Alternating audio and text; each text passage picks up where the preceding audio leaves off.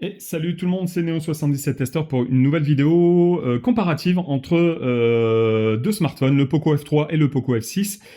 Donc le Poco F3, c'est mon téléphone actuel. Je suis plus comme à l'époque où je changeais de téléphone toutes les années. J'en ai même, c'est limite, ça me saoule même de devoir changer de téléphone parce qu'il faut réinstaller les applications ou faire la copie, etc., etc. Mais j'aime bien repartir sur quelque chose de vierge, complètement vierge, et de réinstaller mes applications au fur et à mesure, même si je perds du temps à remettre mes comptes, etc., etc., etc. Mais je préfère faire comme ça. Donc, il y a la possibilité, vu que ce sont deux téléphones Xiaomi de la marque Poco, mais de l'enseigne Xiaomi, on a la possibilité d'utiliser une application qui s'appelle Mi Mover.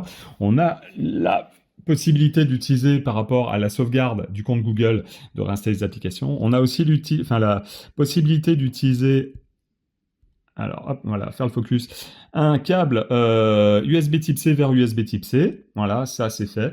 Mais aujourd'hui, là n'est pas la question. Question, c'est une petite vidéo comparative entre le Poco F3 et le Poco F6, surtout entre MIUI 14 et HyperOS 1.0.1.0. Donc, on va attaquer tout de suite. Il faut savoir que Poco F3 pour l'instant est resté sous Android. Hop, sous Android 13 et le Poco F6 qui est là est déjà sous Android 14, ce qui est normal. Normalement, Poco, la marque Poco nous garantit 3 ans de mise à jour majeure, si j'ai bien compris, 3 ans de mise à jour majeure et 4 ans de mise à jour de sécurité. Mon Poco F3, alors pourquoi je le remplace? La batterie commence à vraiment moins tenir. Alors, est-ce que parce que la mémoire commence à être bien pleine? Est-ce que je l'utilise plus qu'il ne faudrait, etc. Oui et non, parce que je l'ai utilisé encore beaucoup plus au début et ma batterie tenait quand même pas mal de temps. Donc voilà.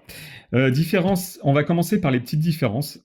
C'est déjà au niveau des options qui sont dans le menu déroulant. On n'a plus de, comment dire, de texte sur HyperOS pour les options Bluetooth, paramètres avion, la luminosité, l'enregistreur, etc., etc., etc., la lampe torche. On n'a plus de texte qui nous indique comme quoi, voilà, là on a partage de proximité, on a luminosité auto, on a localisation, écran de verrouillage, lampe torche, wallet, capture d'écran, Bluetooth, etc. Là, on ne l'a plus du tout. Petite différence aussi notable, c'est on avait l'heure ici, là on l'a plus, on a juste la date qui est notée jeudi 6 juin, voilà, là on avait quand même l'heure. L'heure et la date, je trouvais ça un peu plus mieux, un peu plus pratique. On a aussi l'option, hop, l'option paramètres qui est ici, alors que là, l'option paramètres est là. Donc là, on est obligé de cliquer comme un bouton, et là, en fait, on a l'option ici. Voilà. Donc là, il y a bien une mise à jour. Si on fait ça, on est sur MIUI 14 et on a donc, alors si je fais, ah oui, mais alors c'est normal. Là, on a la, comment dire, la mise à jour HyperOS 1.0.1. Par contre, je vais essayer de la faire pour faire une vidéo, je la ferai, je pense. Mais par contre, il y a des choses qui m'embêtent un petit peu. Déjà, regardez bien, je vais vous montrer toute petite chose. Vous voyez, en fait, ici sur le Poco F3 et MIUI 14, j'avais ce qu'on appelle les super fonds d'écran. Je sais pas si on peut appeler ça, vous voyez, hop, voilà, ça, un petit fond d'écran animé, un thème, enfin voilà, etc. Là, sur le Poco F6, je n'ai pas trouvé, on a l'option super fond d'écran, mais il n'y en a aucun qui est proposé. Donc, est-ce que c'est parce que j'ai pas encore mis ma carte SIM? Je n'en sais rien, mais voilà, ça me dérange un petit peu. Au niveau du menu, on va venir au niveau du menu. Donc là, j'ai enlevé déjà celui-là, j'utilise plus du tout les touches retour, accueil et multitâche. Je n'utilise plus ça, j'utilise la barre. Enfin là, vous voyez la barre, là, elle n'y est pas. Mais c'est tout comme, en fait, si vous faites comme ça, par exemple, vous revenez à l'écran d'accueil. Si vous avez une application de lancer, si vous faites ça, hop, non, pardon, si vous faites ça, ça revient à l'accueil. Voilà. Si vous voulez revenir en arrière, vous appuyez comme ça. Alors, on va faire comme ça. Si vous revenez en arrière, hop. Alors là, ça se fait pas, mais il faut lancer une application, Poco Community. Voilà, si vous voulez revenir en arrière, vous faites ça. Si vous voulez revenir au menu, vous faites ça. Si vous faites multitâche, vous faites ça, vous laissez appuyer et vous supprimez ici pour enlever. Ici, c'est exactement la même chose. Hop. Alors, on va refaire, vous laissez le doigt appuyé, vous supprimez. Là, ici, nous avons accès à Android. Là, comme ça, non. Alors, je ne sais pas si je peux le faire sous MIUI, j'ai jamais regardé, mais là, il y était d'office. Là, c'est pareil, on a heureusement les noms des applications. Par contre, ce qui m'embête, c'est le nombre de bloatware qu'il y a sur le Poco F6. On a des choses, c'est hallucinant. Par exemple, on a voilà, AppMail, voilà, on a des jeux, blocs. Le problème, c'est que ces applications-là, la plupart ne sont pas désinstallables. C'est-à-dire que si, voilà, on a information sur l'application, donc si vous voulez les désinstaller, il faut s'y connaître un minimum en téléphonie, utiliser certains logiciels sur PC, activer le mode debug, activer le mode déjà activer le mode développeur, activer le mode debug, autoriser le téléphone à ce qu'il soit utilisé par l'application, enfin par le soft qui est sur le PC pour pouvoir ensuite supprimer carrément les applications qui sont indésirables, donc les bloatware. Après, il y a toujours le fait d'avoir son compte Google et son compte Xiaomi qui soient un petit peu associés sur le même téléphone. Ça me dérange un peu. Mais je l'ai fait, j'ai jamais eu trop... Enfin, pour l'instant, je ne pense pas que j'ai eu de problème avec. Par contre, c'est vrai que tout ce qui est bloatware, ben, je vais pas avoir le choix, je vais pas m'amuser à brancher le téléphone. Je pourrais le faire, mais je ne le ferai pas. Voilà, parce que j'ai pas envie de me prendre la tête, je les mettrai de côté, je remettrai mon menu comme c'était. Je sais toujours pas si je réinstalle donc mon téléphone à l'état vierge, c'est-à-dire que je réinstalle les applications une par une et que je remets mes comptes, ou si je passe par le câble, ou si je passe par MiMover, si je passe par mon compte Google. Ça, je ne sais pas encore, je verrai par la suite. Petite différence physique aussi, alors celui-là est très joli. Voilà. Par contre, l'arrière en plastique, j'aime moins bien. Comme ça, je trouve ça original. Le flash LED, en fait, il y a deux petites LED, mais en fait, ça fait un nano lumineux, et ça envoie du pâté. Franchement, ça envoie du pâté. J'ai fait le test et ça envoie vraiment du pâté. La batterie, elle est de 5000 mAh, donc ça va. On verra si ça tient dans le temps. Donc l'arrière, j'ai dit plastique, là, aluminium. Là, il y a un film protecteur en plastique que je vais enlever. J'espère qu'en mettant un film en verre trempé, j'aurai toujours accès au lecteur d'empreintes sous l'écran, parce que ça m'embêterait. Là, c'était un écran en verre trempé qui s'est un peu décollé, parce que mon téléphone est quand même vieux. Esthétiquement, je préfère l'arrière, alors, du Poco F3 au Poco F6, parce que je suis pas certain que ça soit du plastique. Le bleu comme ça était très bien. Le seul truc que j'ai vraiment pas aimé en fait, c'est que voilà, Poco, ils aient mis Poco en gros et que sur ce coloris là.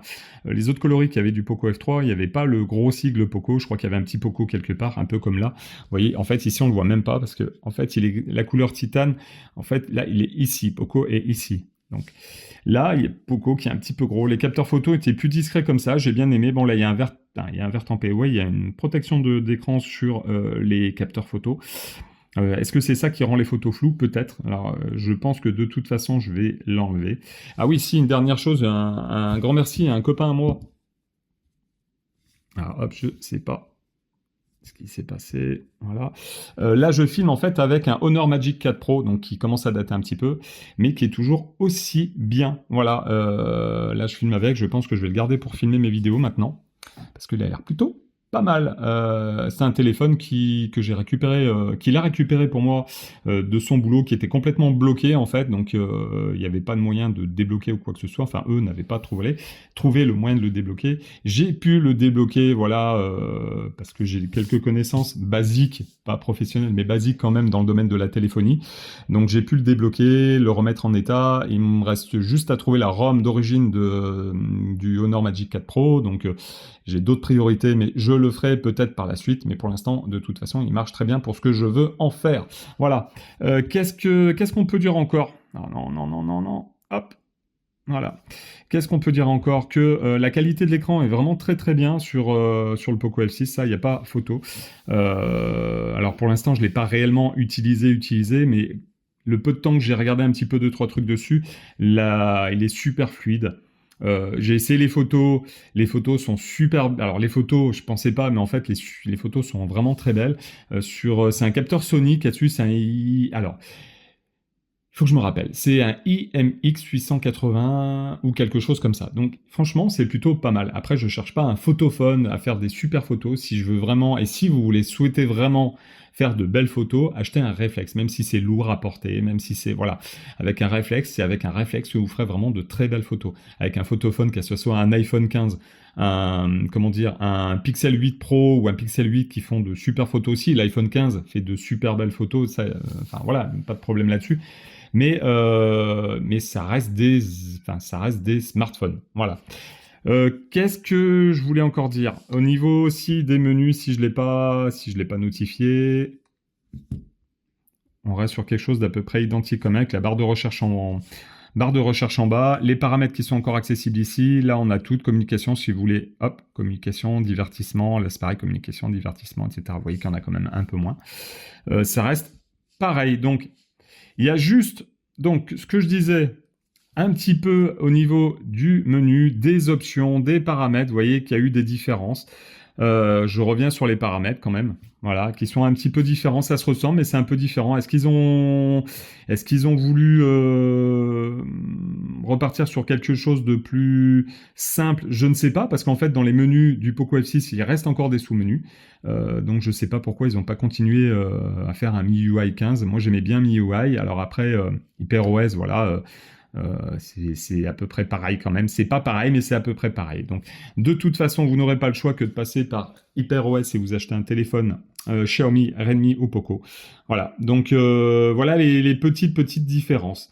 Et c'est surtout le plus, comment dire, le truc le plus embêtant, c'est ces fameux bloatware. Alors je pense que même beaucoup de gens ont eu l'information. Ça se répète sur Internet, sur des sites spécialisés en téléphonie, sur les réseaux sociaux, etc. Que Xiaomi travaillerait sur le fait de mettre moins d'applications préinstallées. Donc les bloatware sont des applications préinstallées. Mais ça reste un peu récurrent du côté de chez Xiaomi de mettre des applications préinstallées. C'est vraiment très très chiant. C'est dommage qu'ils fassent pas, qu'ils donnent pas le choix en fait aux clients d'avoir l'application Android stock et leur surcouche. Et ça, c'est vraiment, ça serait vraiment une bonne idée de la part de tous les constructeurs. Parce que j'aime beaucoup Android Stock, donc la version de base d'Android, en fait, voilà, sans les fioritures, etc., etc. Alors après, à part pour tout ce qui est photographie et vidéo, mais je trouve que ça serait quand même une bonne idée qui laisse le choix en fait aux clients qui achètent les téléphones, que ce soit des téléphones de marque Xiaomi, Samsung, alors pas Apple, ça restera, mais par exemple OnePlus qui s'approche quand même moi pour mes vieux OnePlus, mes anciens OnePlus qui s'approchent le plus d'Android Stock, c'est pour ça que j'aimais beaucoup la marque. Mais bref, voilà. Bah écoutez, je crois que je vais vous laisser. Je crois que j'ai dit à peu près tout ce qui me passait par la tête. Je vais pouvoir mettre à jour mon Poco F3 MIUI, enfin qui est sous MIUI 14 et le passer en HyperOS 1.0.1.0 et voir s'il y a vraiment une différence. J'espère que ça flinguera pas le téléphone complètement non plus et que ça le rendra pas obsolète plus rapidement. Voilà, donc n'oubliez pas que les mises à jour sont importantes, mais que des fois les constructeurs en fait en profitent pour rendre pas ouais, enfin pour que le téléphone soit obsolète en fait. Voilà, j'espère que c'est pas trop, j'espère que ça sera pas ça. Ça se fait, donc ça tout le monde le sait maintenant, ça se fait, mais bon, on n'a pas le choix parce qu'il y a aussi les mises à jour, ce qu'on appelle les mises à jour de sécurité, et ça votre téléphone des fois, il vous le dit bien. Voilà, allez, je vous laisse sur ces dernières images. Je vous remercie de m'avoir suivi, je vous dis à la prochaine pour une nouvelle vidéo et je vous dis à très bientôt. Salut, salut.